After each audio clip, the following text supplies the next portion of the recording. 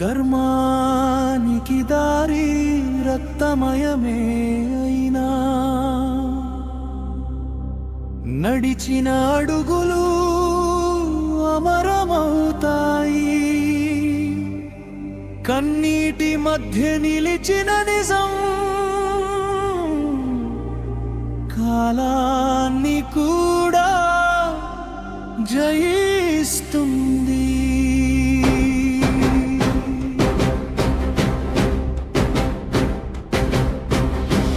సూర్యుని పుత్రుడైనా నీడలోనే పెరిగాడు. తల్లి ప్రేమకు దూరంగా జీవితం గడిపాడు. దానం చేస్తూ తన గుండెను ఖాళీ చేశాడు. చివరికి తనే తననో త్యాగమయ్యాడు.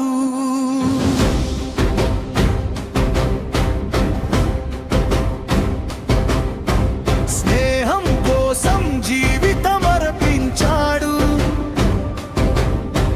నిజం తెలిసిన మాట తప్పలేదు. అదే అతని గౌరవం, అదే అతని గాయం. విధి ముందు వీరుడు వంగాల్సిందే కదా. సభ మధ్య నిలబెట్టిన అవమానం స్త్రీ గౌరవానికి గాయమైన క్షణం. కన్నీటి పిలుపు ఆకాశాన్ని తాకింది. ధర్మం నిద్రలేచే సమయం వచ్చింది. బలహీనత కాదు ఆ కన్నీటి స్వరం. అది యుగాన్ని కదిలించిన నినాదం. అవమానానికి ప్రతిగా నిలిచిన సంకల్పం. అది మహాభారతానికి ఆరంభం. తండ్రి మాట కోసం జీవితాన్ని అర్పించాడు. పెళ్లి సుఖం త్యజించి ప్రతిజ్ఞగా నిలిచాడు. బాణాల మంచం మీద పడుకున్నా వాగ్దానం మాత్రం విడిచిపెట్టలేదు. శరీరం రక్తమైపోయినా మనసు మాత్రం ధర్మం విడువలేదు. బాధ మధ్య ఉన్న నిబద్ధత నిలిచింది.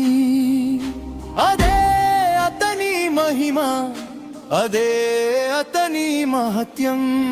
16 వసంతాల పసివీరుడు చక్రవ్యూహంలో ఒంటరిగా నిలిచాడు. తెలిసింది అర్థమే అయినా ధైర్యం మాత్రం సంపూర్ణం చూపించాడు. బాల్యాన్ని యుద్ధానికి అర్పించాడు.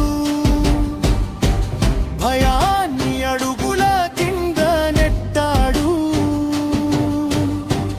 ఒంటరిగా పడిపోయిన యుగ యుగాల ధైర్యంగా నిలిచాడు.